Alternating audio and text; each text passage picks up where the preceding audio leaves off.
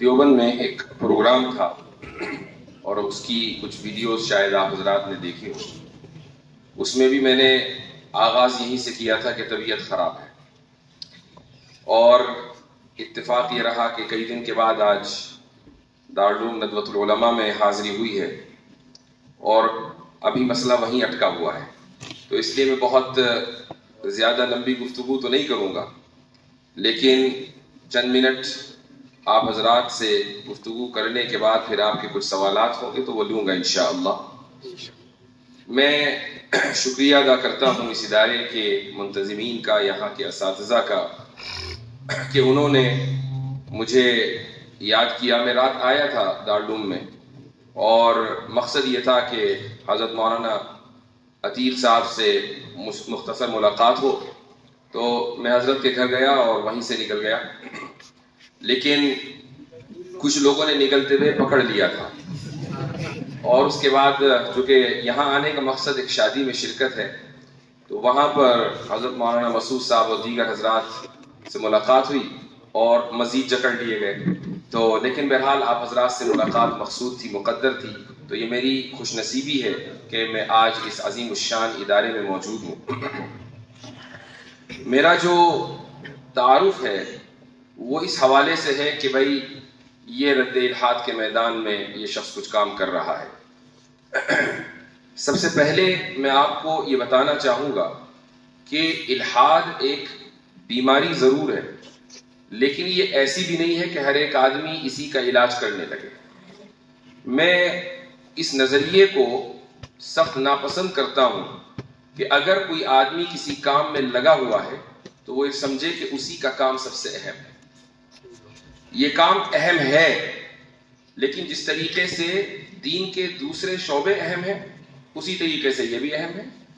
یعنی یہ بھی اپنے اندر یہ چیز بھی اہمیت رکھتی ہے کہ ہمارے یہاں ہماری ملت میں ایسے فقہا تیار ہوں کہ جو بہت سے مسائل میں دینی رہنمائی کریں۔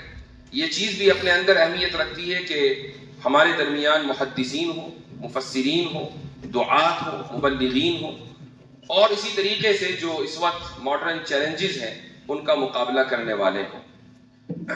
یہ بات میں نے اس لیے کہی کہ گزشتہ چند دنوں میں یہ چیز میں محسوس کر رہا ہوں کہ ایک واقعہ جو بہت مشہور ہو گیا، تو اب ہر ایک طالب علم یہ سوچنے لگا کہ مجھے بھی یہی کام کرنا ہے۔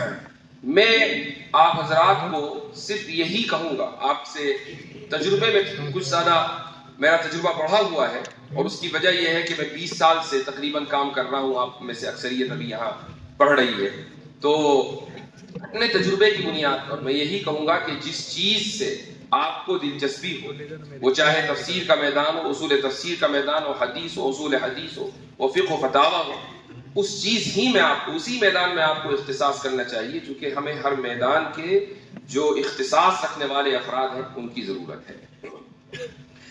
رہی بات الحاد کی، جی ہاں، دنیا میں الحاد پھیل رہا ہے، لیکن الحاد کی شکار سب سے بڑی قوم عیسائیت۔ عیسائیت میں سب سے زیادہ الحاد ہے۔ امریکہ میں ایک زمانے میں ملحدین کی تعداد ایک پرسنٹیج کے مطابق 7-8% تھی، آج سے 20 سال پہلے، وہ بڑھ کر تقریباً 45% ہو گئی ہے۔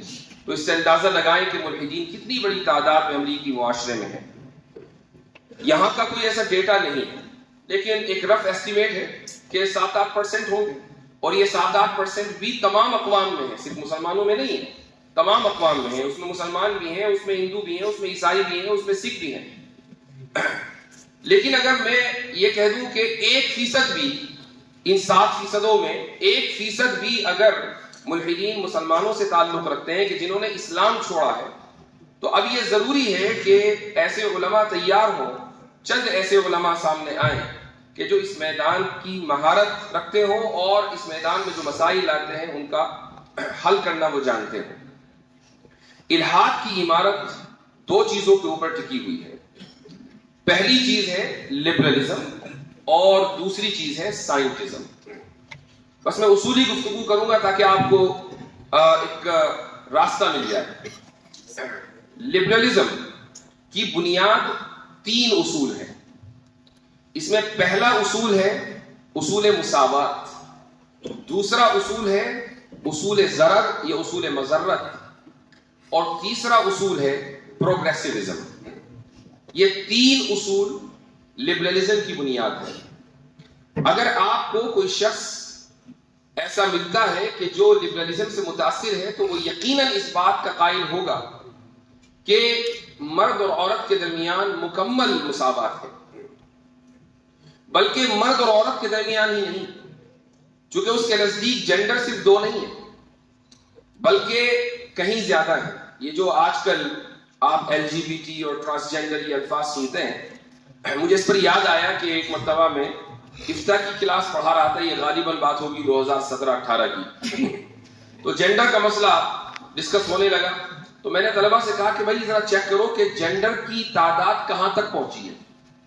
تو اس وقت چیٹ GPT وغیرہ تو نہیں آیا تھا، لیکن ویکیپیڈیا تھا، تو گوگل کیا گیا، ویکیپیڈیا پہ دیکھا گیا، ہم نے جینڈرز کاؤنٹ کیے تو اس وقت 109 یا 110 تھے۔ اب بظاہر تو مرد اور عورت دو جینڈر ہیں، اس میں سے 110 کیسے نکلے یہ تو وہی جانتے ہیں، لیکن اگر 2017 میں یا 18 میں 110 جینڈر تھے اور ہر مہینے کسی نہ کسی جینڈر کا اضافہ ہوتا ہے، چونکہ مینٹل لوگوں کی کمی تو ہے نہیں دنیا میں، تو اب آپ اندازہ لگا لیں کہ یہ تعداد کہاں تک پہنچ چکی ہوگی۔ تو جو حضرات مساوات کے قائل ہیں وہ ان تمام جینڈرز کے درمیان مساوات کے قائل ہیں۔ وہ یہ کہتے ہیں کہ جو حق مثلا L کا ہے وہی G کا ہے، وہی B کا ہے، وہی T کا ہے، اور یہ بہت لمبی لسٹ ہے، اسی لیے آگے لگا دیتے ہیں پلس، چونکہ کہاں تک چلیں گے، اب 200 لیٹرز کو کہیں گے نہیں۔ تو یہ پہلی بنیاد ہے۔ مساوات کا جو مسئلہ ہے یہ چلا اگرچہ مغرب سے ہے، لیکن ہر وہ معاشرہ جو مغربی تہذیب سے متاثر ہے، اور مغربی تہذیب سے ہر وہ معاشرہ متاثر ہے کہ جہاں اسکولی تعلیم مغربی جو خطوط ہیں ان کے اوپر استوار ہے، یہاں تک کہ اگر کوئی ایسا اسکول ہے جو مکہ میں بھی ہے تو وہ شخص چاہے مکہ میں یعنی حرم میں 5 نمازیں جماعت کے ساتھ ادا کرتا ہو، اگر اس کے ذہن میں یہ بات ہے کہ تمام جینڈرز کے درمیان مساوات ہونی چاہیے تو وہ شخص لبرل ہے۔ یہ پہلا اصول ہے۔ دوسرا اصول ہے اصول ضرر۔ اصول ضرر کا مطلب یہ ہے کہ ہر شخص آزاد ہے یہاں تک کہ وہ آپ کو مالی یا جسمانی اعتبار سے نقصان پہنچائے۔ اگر وہ مالی اور جسمانی نقصان پہنچاتا ہے تو اب اس کی آزادی پر پابندی لگائی جا سکتی ہے۔ مثلا ایک شخص ہے کہ کسی نے اس شخص نے فراڈ کیا کسی دوسرے شخص کے خلاف، تو فراڈ کے چارجز میں اس کو جیل میں ڈال دیا جائے گا چونکہ اس نے دوسرے کو مالی نقصان پہنچایا۔ ایک نے کسی دوسرے کو مار دیا، قتل کر دیا، یا کوئی ایسا جرم کر دیا کہ جس سے سامنے والے کی صحت متاثر ہوئی، تو یہ شخص چونکہ جسمانی نقصان پہنچانے والا ہے تو اس کو بھی پھر جیل میں ڈالا جائے گا۔ تو اس کی جو آزادی ہے اس پر پابندی لگے گی اگر وہ مالی یا جسمانی نقصان پہنچاتا ہے، لیکن اگر نقصان مالی نہ ہو، جسمانی نہ ہو، تو ایسے شخص کی آزادی کے اوپر پابندی نہیں لگائی جائے گی۔ یہ اس اصول کی بنیاد پر دنیا بھر میں قوانین بنتے ہیں۔ مثلا اسلام میں، اسلامی شریعت میں قانون ہے ارتداد کے متعلق کہ اگر اسلامی حکومت ہے اور وہاں کوئی شخص مرتد ہو جاتا ہے تو اس کی سزا ہے، یہ ایک فقہی مسئلہ ہے۔ اب آپ اگر سیکولر سوسائٹی میں جائیں تو وہ یہ کہیں کہ یہ آزادی اظہار رائے ہے۔ اگر کوئی شخص اپنا مذہب تبدیل کرتا ہے تو اس نے آپ کو کون سا مالی نقصان پہنچایا، اس نے آپ کو کون سا جانی نقصان پہنچایا، یہ اس کی آزادی کا مسئلہ ہے، آپ اس کی آزادی کو لمٹ نہیں کر سکتے۔ آپ دیکھتے ہوں گے کہ مغربی ممالک میں ایسا بہت ہوا گزشتہ 20-25 سالوں میں کہ کبھی قرآن کریم کا نسخہ جلا دیا گیا، کبھی آپ صلی اللہ علیہ وسلم کی شان میں گستاخی کر دی گئی۔ مجھے یاد ہے کہ 2008 میں امریکہ کے سابق صدر براک اوباما نے قاہرہ یونیورسٹی میں ایک تاریخی تقریر کی تھی، اور اس میں صدر نے اپنے ملک کے قوانین کا دفاع کیا تھا، چونکہ اس زمانے میں مسلم امت میں یہ چیز بہت ہی اس کا احساس بڑھتا چلا جا رہا تھا کہ بھئی ان ممالک میں آپ صلی اللہ علیہ وسلم کی شان میں گستاخی کیوں ہوتی ہے۔ تو اس نے یہ اصول بتایا کہ چونکہ وہ شخص اپنی رائے کا اظہار کر رہا ہے، کسی کو مالی اور جانی نقصان نہیں پہنچا رہا ہے، تو اس لیے اس کو یہ حق ہے کہ وہ اپنی رائے کا اظہار کرے۔ مغربی تہذیب اسی اصول ضرر کے اوپر قائم ہے۔ یہ دو اصول ہیں لبرلزم کے۔ تیسرا اصول یہ ایک تفصیل طلب ہے، اس لیے میں آگے بڑھتا ہوں. الحاد کی جو دوسری بنیاد ہے وہ ہے سائنٹزم. سائنٹزم اور سائنس میں بہت بڑا فرق ہے. سائنس کیا ہے؟ سائنس کے مظاہر ہم اس وقت دیکھ رہے ہیں. آپ کے سامنے ایک بڑا پروجیکٹر رکھا ہوا ہے، اسکرین رکھی ہوئی ہے، آپ میں سے بہت سے کے ہاتھ میں فون ہے، یہ پنکھے ہیں، یہ لائٹ ہے، یہ سارے کے سارے سائنس کے مظاہر ہیں. اگر سائنس ترقی نہ کرتی تو یہ مظاہر یہ ہمیں نظر نہ آتے اور ہم ان سے استفادہ نہ کر رہے ہوتے. تو یہ ممکن نہیں ہے کہ کوئی بھی شخص اسلامی اعتبار سے، شرعی اعتبار سے سائنس کی مخالفت کرے. یہ ممکن نہیں ہے. سائنس تو ہماری خادم ہے اور ہم مخدوم ہیں، تو ہم اپنے خدام کی مخالفت کیوں کریں گے؟ اصل مسئلہ ہے سائنٹزم. سائنٹزم کیا ہے؟ جو ڈیبیٹ ہوئی تھی 20 تاریخ کو، اس میں ہمارے ڈیبیٹر نے یعنی مفتی شمائل صاحب نے یہ لفظ بولا تھا. انہوں نے کہا تھا کہ ہمیں سائنس سے مسئلہ نہیں ہے، ہمیں سائنٹزم سے مسئلہ ہے. سائنٹزم کیا ہے؟ سائنٹزم کا مطلب یہ ہے کہ ہم سائنس کو حق اور باطل جاننے کا آخری پیمانہ سمجھ لیں. سائنس ہی کی بنیاد پر یہ طے کریں کہ صحیح کیا ہے، غلط کیا ہے، مورل کیا ہے، امورل کیا ہے، یعنی کون سی چیز اخلاقی ہے اور کون سی چیز غیر اخلاقی ہے، سائنس ہمیں بتائے. یہ ہے سائنٹزم. لیکن یہ عجیب و غریب بات ہے کہ اسکول اور کالجز میں پڑھے ہوئے نوجوان جو الحاد کے دلدل میں دھستے چلے جا رہے ہیں، انہیں سائنس اور سائنٹزم کے درمیان فرق نہیں پتا. وہ یہ کہتے ہیں کہ ہم اللہ تعالیٰ کو اس وقت مانیں گے جب سائنس کے ذریعے ہمیں پتا چلے گا کہ اللہ موجود ہے. ہم خدا کے اوپر، جنت کے اوپر، جہنم پر، فرشتوں پر، ان سب چیزوں کے اوپر جو عالم غیب ہے اس پر ایمان اس وقت لائیں گے جب ہمیں یہ پتا چلے گا کہ سائنس نے اس کو کنفرم کر دیا ہے. اب سائنس کیسے کنفرم کرتی ہے؟ سائنس کا ایک میتھڈ ہے، اس میتھڈ کی بنیاد پر ہی آپ سائنٹیفک تھیوری پیش کرتے ہیں. وہ میتھڈ میں بتا دیتا ہوں. سب سے پہلے چیز آتی ہے آبزرویشن یعنی مشاہدہ. آپ نے سنا ہوگا یا پڑھا ہوگا کہ آئزک نیوٹن ایک مرتبہ کسی درخت کے نیچے بیٹھا تھا تو اس کے سر پر کیا گرا آ کے؟ سیب. اب ظاہر ہے کہ سیب ایسا تو نہیں ہے کہ آئزک نیوٹن کے سر پر دنیا میں پہلی مرتبہ گرا تھا، اس سے پہلے سیب گرا نہیں کرتے تھے بلکہ اڑا کرتے تھے، ایسا تو نہیں تھا. لیکن اس نے اس ایک فینومینا کو دیکھا اور سوچا کہ یہ سیب گرا ہے، کیوں گرا ہے. سوچا اس سے پہلے بھی لوگوں نے تھا اور لکھ بھی دیا تھا. استعمار کا مسئلہ یہ ہے کہ وہ ہر چیز چراتا ہے اور اس کے بعد پیٹنٹ کر لیتا ہے. یہ جو لا آف گریوٹی ہے، ایسا نہیں ہے کہ لوگوں کو پہلے سے پتا نہیں تھا. قانون سیبل پہلے سے بھی لوگوں کو پتا تھا. مسلم سائنسدان پر بات کر چکے تھے، فلاسفرز پر بات کر چکے تھے. لیکن مغرب نے اپنے دور میں، جس وقت جو استعمار کا دور تھا، انہوں نے ہر چیز کو، ہر قانون کو پیٹنٹ کر لیا. اب لا آف گریوٹی بھائی نیوٹن نے، جتنے بھی قوانین ہیں نیوٹن نے. تو نیوٹن نے سب سے پہلے ایک چیز کا مشاہدہ کیا. مشاہدہ کرنے کے بعد اس نے ایک مفروضہ تیار کیا، اس کو بولتے ہیں ہائپوتھیسس. اس ہائپوتھیسس کے بعد اس نے ڈیٹا اکٹھا کیا. ڈیٹا کس طریقے سے اکٹھا کیا ہوگا؟ مثلا کبھی سیب گرایا، پھر پنکھ گرایا، پھر کاغذ گرایا، پھر کوئی اور چیز گرائی، یعنی الگ الگ وزن کی چیزیں گرائی اور دیکھا کہ یہ کتنی دیر میں اوپر سے نیچے آتی ہے. یہ ہے ڈیٹا کلیکشن. ڈیٹا کلیکشن کے بعد اس نے ڈیٹا کو اینالائز کیا. ڈیٹا اینالائز کرنے کے بعد اس نے نتیجہ نکالا. اس نتیجے کو ہم سائنٹیفک تھیوری بولتے ہیں. تو اب دیکھیں سائنس کس طریقے سے کام کرتی ہے. مشاہدہ ہے، اس کے بعد ہائپوتھیسس ہے، اس کے بعد ڈیٹا کلیکشن ہے، اس کے بعد ڈیٹا انالیسس ہے. ڈیٹا انالیسس کے بعد پھر آتا ہے سائنٹیفک تھیوری. تو اگر کوئی سائنٹیفک تھیوری ہے تو وہ اسی وقت تھیوری بنے گی جب اس پورے پروسیس سے وہ گزر کر جائے. اب ہوتا یہ ہے کہ اسکولوں اور کالجز میں سائنس کے نام پر بہت سے مفروضوں کو تھیوری کہہ کر پڑھایا جاتا ہے. مثال کے طور پر آپ نے سنا ہوگا ملٹی ورس تھیوری. یہ ملٹی ورس تھیوری کیا ہے؟ ملٹی ورس کا مطلب یہ ہے کہ یہ جو یونیورس ہے اس کے علاوہ اور بھی یونیورس ہیں. یہ یونیورس اس یونیورس سے نکلا ہے، وہ اس یونیورس سے نکلا ہے، وہ اس یونیورس سے نکلا ہے، یعنی تسلسل. ٹھیک ہے، تسلسل یعنی انفینٹ ریگریس. یہ لفظ آپ نے بار بار سنا. اب آپ ملٹی ورس تھیوری والوں سے پوچھیں کہ بھئی یہ تھیوری کیسے بنی؟ چونکہ تھیوری بننے کے لیے آبزرویشن ضروری ہے. آپ نے تو اس یونیورس کا مشاہدہ نہیں کیا، چاہے جائے کہ آپ اس یونیورس کا مشاہدہ کریں کہ جس سے یہ یونیورس نکل کر آیا ہے. پھر اس یونیورس کا مشاہدہ کرنے کے بعد آپ کے پاس ڈیٹا بھی ہونا چاہیے، ڈیٹا انالیسس بھی ہونا چاہیے. آپ کے پاس تو کچھ بھی نہیں ہے، اس بنیاد پر آپ نے ملٹیورس کو تھیوری کیسے کہا؟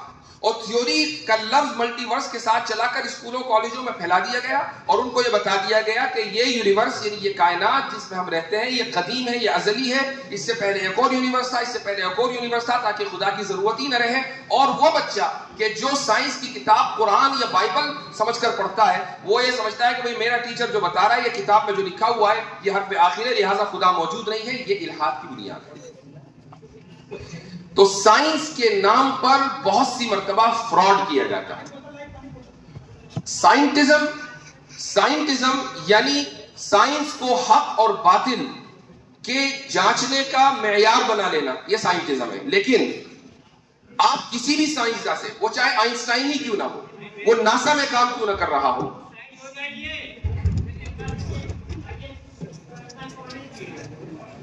سوالات آپ سائنسدانوں سے ضرور کریں۔ ان میں پہلا سوال، اور میں گارنٹی سے کہہ رہا ہوں کہ دنیا کا کوئی بھی سائنٹسٹ سائنس کی بنیاد پر ان سوالوں کا جواب نہیں دے سکتا، آپ اس کو لکھ لیجئے۔ سب سے پہلا جو سوال ہے، اور یہ میں ایک اہم سوال آپ کو دے رہا ہوں اس لیے توجہ ادھر رکھیں۔ پہلا سوال یہ ہے کہ سائنس حق اور باطل کے پہچاننے کا معیار ہے، اس کی سائنسی دلیل کیا ہے؟ آپ یہ سوال کسی سائنسداں سے کریں، صبح قیامت تک سائنس کی بنیاد پر وہ جواب نہیں دے پائے گا، کیونکہ یہ جو سوال ہے یہ علمیات سے متعلق ہے۔ علمیات کو انگریزی میں کہتے ہیں ایپسٹیمولوجی، اس کو عربی میں کہتے ہیں اسباب المعرفہ۔ تو یہ سوال آپ کو ایپسٹیمولوجسٹ بتائے گا کہ سائنس کسی علم کا پیمانہ ہے یا نہیں ہے۔ اب اگر آپ سائنس سے یہ سوال کریں تو سائنس کے پاس اس کا جواب ہی نہیں ہے۔ یہ پہلا سوال ہے، آپ اگر اس کو لکھ لیں اور کسی بھی سائنٹسٹ سے یا کوئی بھی شخص جو سائنٹسٹک مائنڈ رکھتا ہو اس سے پوچھئے، صبح قیامت تک وہ اس کا جواب نہیں دے سکتا، یہ چیلنج ہے۔ دوسرا سوال یہ ہے کہ کاز کیا ہے؟ آپ نے کاز اینڈ ایفیکٹ بھی اس ڈیبیٹ کے اندر سنا ہوگا، اور ایک ایسا لفظ کو جو اس ہفتے سب سے زیادہ گوگل کیا گیا وہ سب جانتے ہیں، کنٹینجنسی۔ یعنی یہ لفظ چڑ بن گیا ٹوڈے ایڈوکیٹ صاحب، اور وہ لوگ کہ جو اس کا تلفظ بھی نہیں کر پا رہے تھے ماشاءاللہ بڑے کانفیڈنس کے ساتھ لفظ بولتے ہیں کنٹینجنسی۔ کم سے کم ڈیبیٹ کا یہ فائدہ ہوا کہ ان کی ووکیبلری میں ایک لفظ کا اضافہ ہو گیا۔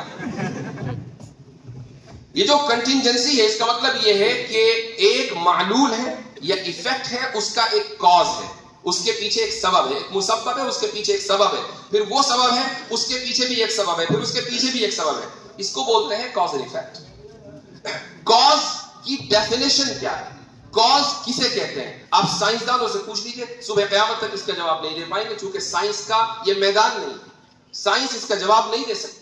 تو جو شخص سائنٹزم میں مبتلا ہے اس سے یہ سوال کریں کہ بھائی کاز کیا ہے، اس کا جواب دے دو، حالانکہ آپ کی پوری سائنس کاز اینڈ ایفیکٹ کے اوپر مبنی ہے، آپ کاز کو ڈیفائن نہیں کر سکتے۔ تیسرا سوال لیتا ہوں۔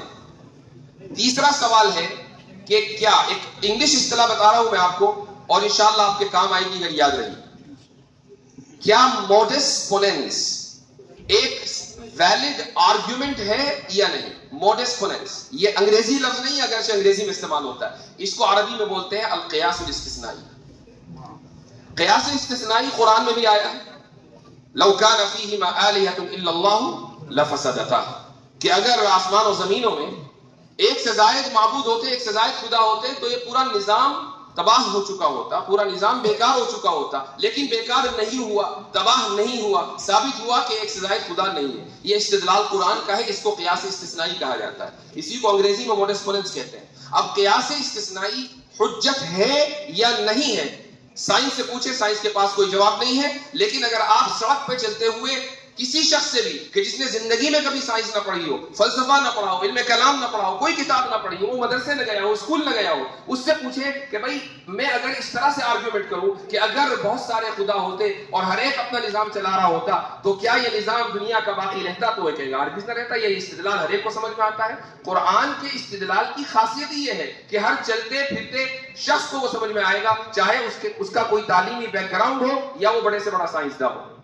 سائنس کے پاس اس کا کوئی جواب نہیں ہے۔ ایک اور آپ کو سوال دیتا ہوں، وہ سوال یہ ہے کہ سائنس ہمیں یہ بتاتی ہے کہ جب ایک عورت حاملہ ہوتی ہے، پریگننٹ ہوتی ہے، تو اس کے اتنے دنوں کے بعد پیٹ میں پلنے والا بچہ درد محسوس کر سکتا ہے. یہ سائنس نے ہمیں بتایا. وہ 2 مہینے ہو سکتے ہیں، 3 مہینے ہو سکتے ہیں، یہ سائنس نے ہمیں بتایا.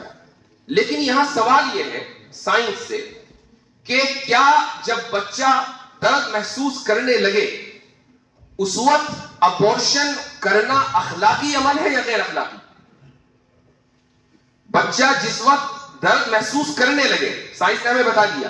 اب یہ بتائیے کہ ابورشن کرنا اخلاقی عمل ہے یا غیر اخلاقی عمل ہے؟ سائنس صبح قیامت تک اس کا جواب نہیں دے سکتی، کیونکہ سائنس اخلاقیات کے لیے نہیں ہے.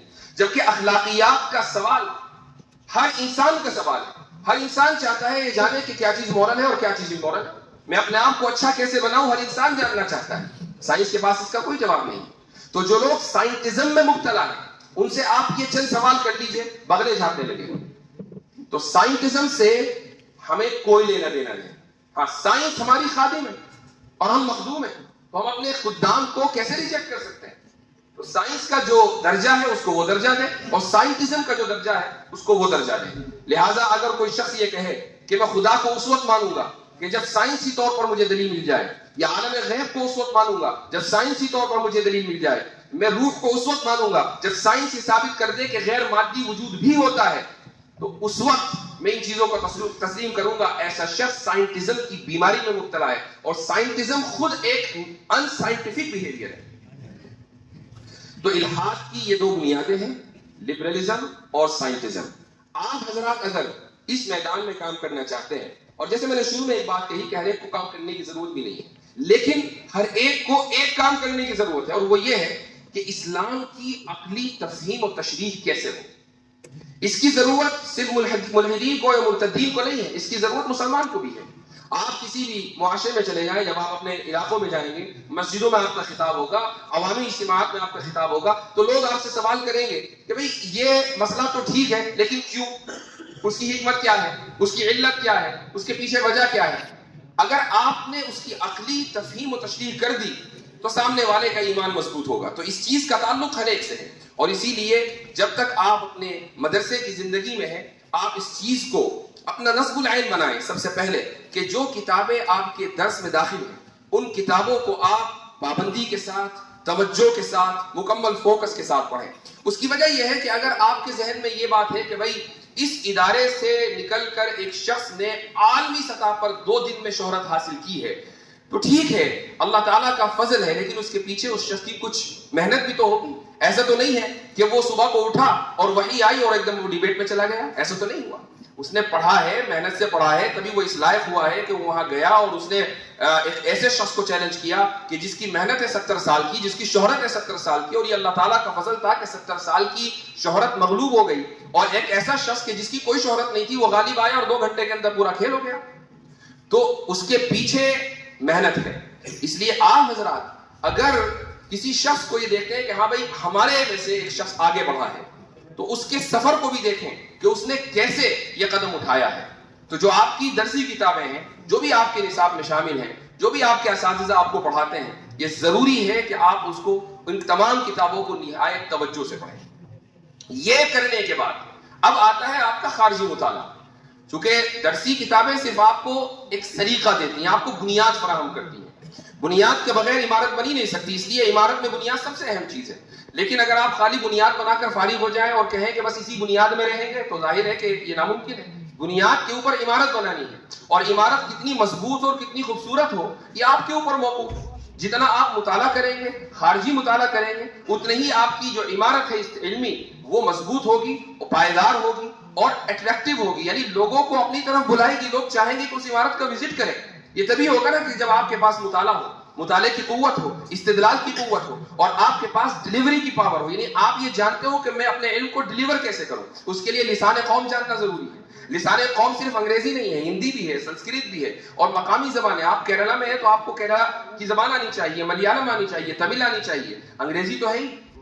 تو یہ جو تمام زبانیں ہیں اس میں ہم علماء تھوڑا سا پیچھے رہے ہیں تاریخی اعتبار سے. انگریزی کے اوپر تو توجہ ماشاءاللہ ایک عرصے سے ہے، لیکن جو مقامی زبانیں ہیں اس پر زیادہ توجہ نہیں ہے، اس پر بھی توجہ دینے کی ضرورت ہے.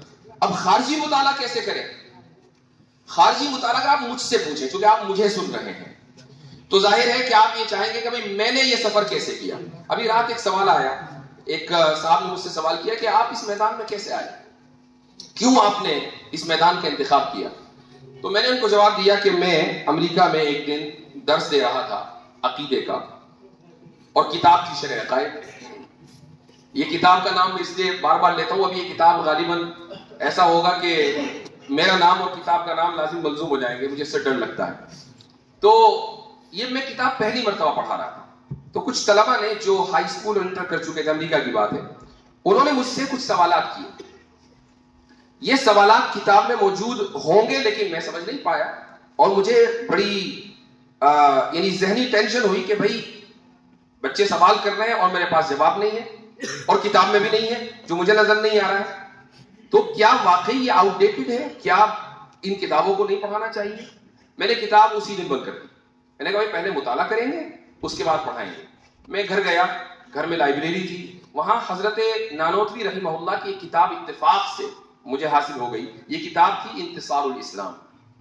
چھوٹا سا کتابچہ ہے، اس میں 9 سوالوں کے حضرت نانوتوی رحمہ اللہ نے جوابات دیے ہیں. یہ سوالات پنڈت دیانت سرسوتی کی طرف سے کیے گئے تھے. 10 سوالات کیے گئے تھے، ایک سوال کا جواب حضرت نے پوری کتاب لکھ کر دیا جس کا نام ہے قبلہ نما، اور 9 سوالوں کا جواب اس کتاب میں ہے انتصار الاسلام. تو وہ کتاب ملی اور اس میں 2-3 سوال وہ تھے جو طلبہ نے پوچھے تھے. تو مجھے خوشگوار حیرت ہوئی اور میں نے پوری کتاب پڑھ لی، مختصر سی تھی، اور اگلے دن میں وہ کتاب درسگاہ میں لے گیا اور میں نے کہا کہ چلو پہلے اس کتاب کو پڑھیں گے. تو پہلے وہ کتاب طلبہ کو پڑھائی اور اس کے بعد پھر نصاب مکمل کرایا. لیکن وہاں سے میرے مطالعے کا سفر شروع ہوا اور اس میں سب سے پہلے انتصار الاسلام آئی، اس کے بعد حجت الاسلام جو حضرت نانوتوی کی ہے. پھر یہ 2 کتابیں پڑھی تو ہمت ہوئی کہ حضرت نانوتوی کی دوسری کتابیں بھی پڑھی جائے، چونکہ حضرت کے یہاں اردو میں بھی تھوڑا تاکید ہے، اس زمانے کی وہ زبان ہے تو اس لیے اس کو سمجھنا آسان نہیں ہے. یہی وجہ ہے کہ بہت سی کتابوں کی کچھ علماء نے تصحیح بھی کی ہے. تو تیسری کتاب جس کو قبلہ نما کہا جاتا ہے، اس کے بھی 2 حصے ہیں. ایک حصہ ہے عوام کے لیے، اب عوام میں ہم شامل ہیں، وہ اس زمانے کے عوام تھے، ابھی ہم عوام ہیں. اور جو دوسرا حصہ ہے جو مفصل ہے وہ ہے علماء کے لیے. تو عوامی جو حصہ تھا وہی میرے لیے بہت مشکل تھا، بڑی مشکل سے سمجھ میں آیا. وہ تقریباً 100 صفحے ہیں. اس کے بعد کا جو حصہ ہے وہ میرے سر کے اوپر سے گزر گیا، میں نے کتاب بند کر دی کہ اس کو پڑھنے کی ضرورت بھی نہیں ہے. یہ 3 کتابیں یہاں سے سفر کا آغاز ہوا، اور اس کے بعد حجت اللہ البالغہ جو غالباً آپ کے یہاں نصاب میں بھی داخل ہے. اسی طریقے سے عبقات کے کچھ حصے، حضرت تھانوی رحمہ اللہ کی کچھ کتابیں جن میں سر فہرست الانتباہات المفیدہ، اسی طریقے سے اشرف الجواب. یہ وہ کتابیں ہیں کہ جو بنیاد بنی میرے اس سفر کی. لیکن جب ہمیں سوالات آنے شروع ہوئے، کچھ سوالات تھے لبرلزم سے متعلق، کچھ سوالات تھے سائنٹزم سے متعلق، کچھ سوالات تھے فیمنزم سے متعلق، کچھ سوالات تھے ڈارونزم سے متعلق، تو مجھے مطالعہ کرنا پڑا ان علوم کا. اور میں نے یہ بھی آپ کو بتا دوں کہ میں زندگی میں ایک دن اسکول نہیں گیا. ایک دن میری تعلیم شروع سے لے کر آخر تک مدرسے میں ہے، اور اس کے بعد پھر میں یونیورسٹی گیا، پی ایچ ڈی میں نے وہاں کی، وہ بھی اسلامک اسٹڈیز میں ہے.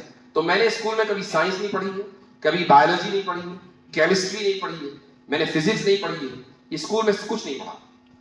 لیکن میں یہ نہیں کہہ سکتا ہوں کہ ان میں سے کسی بھی سائنس کو میں کچھ نہیں، بالکل نہیں جانتا ہوں. تھوڑا بہت اتنا جانتا ہوں کہ کام چلا لیتا ہوں. یہ کیسے ہوا؟ یہ اس طرح ہوا کہ جب سوالات آنے لگے تو ایک انسان کی فطرت ہوتی ہے کہ بھئی جاننا چاہیے کیا ہے. تو ریسرچ پیپرز، ان موضوعات پہ جو ریسرچ پیپرز لکھے ہوئے ہیں ان کو پڑھنا شروع کیا. سمجھ میں نہیں آیا تو پھر میں نے ایک ویب سائٹ کھولی، اس کا نام ہے خان اکیڈمی. ٹھیک ہے، اب آپ دیکھیں خان اکیڈمی بچوں کے لیے ہے کہ ان کے ٹیوشن کے لیے، اگر اسکول میں کلاس میں ٹیچر نے کچھ سمجھایا نہیں سمجھ میں آیا، خان اکیڈمی میں جاؤ، ویڈیو دیکھو اور آپ کو وہ سمجھ میں آ جائے گا. اس کی کچھ ویڈیوز میں نے فزکس کی دیکھی، کچھ ویڈیوز کیمسٹری کی دیکھی، اور اس طرح کانسیپٹ سمجھ میں آنے لگے. یوں جا کر کاسمولوجی کا اور اسی طریقے سے ڈارونزم کا مطالعہ ہوا. اور پھر جب یہ مطالعہ ہو گیا تو پھر کورس پڑھایا. چونکہ میرا ایک طریقہ یہ ہے کہ اگر مجھے کتاب پڑھنی ہوتی ہے تو میں پڑھا دیتا ہوں، چونکہ کتاب کو پڑھنے کا سب سے بہتر طریقہ یہ ہے کہ اس کو پڑھا دیا جائے اور وہ پھر ذہن میں بھی رہتی ہے. تو جب ڈارونزم کو میں نے پڑھنا شروع کیا اور ایک معتد بھی حصہ پڑھ لیا تو ذہن میں آیا کہ اس کو پڑھا دیا جائے. تو اپنے طلباء کو پڑھایا، پھر ایک کورس مرتب کیا. اسی کورس کو مفتی شمائل نے پڑھا. 2 سال کا وہ کورس تھا تحافظ الملاحدہ کے نام سے، تحافظ الفلاسفہ کے وزن پر. یہ کورس 2-2.5 سال چلا، الحمدللہ مرتب ہو چکا ہے. 9 اپریل کو 6 جلدوں میں اس موضوع کے اوپر کتاب آ جائے گی. 6 جلدوں میں ہے انشاءاللہ، آپ تک پہنچ جائے گی رد الحاد کے اوپر. یہ ایک انشاءاللہ ایک کامیاب کوشش ہوگی باذن اللہ تعالی. تو آپ حضرات کے سامنے صرف یہ بتلانا مقصود ہے کہ جس میدان کو بھی آپ منتخب کریں اس میدان میں آپ کو اختصاص حاصل ہونا چاہیے. اس میدان میں اگر آپ کو چلنا ہے اور سامنے والے کے سفر کو ذہن میں رکھنا ہے تو میں نے اپنے سفر کا کچھ حصہ آپ کے سامنے رکھا ہے، اس کو بھی آپ سامنے رکھ سکتے ہیں. اور آپ کے بہرحال یہاں پر اساتذہ موجود ہیں آپ کی رہنمائی کرنے کے لیے. ان سے بہتر کوئی رہنما اس میدان میں تو کم سے کم نہیں ہو سکتا. انہی باتوں پر میں آج کی گفتگو کا اختتام کرتا ہوں. بہت خوشی ہوئی آپ حضرات کے درمیان آ کر اور اس عظیم الشان تاریخی ادارے میں آ کر. جزاکم اللہ خیر الجزاء وآخر دعوانا الحمد للہ رب العالمین.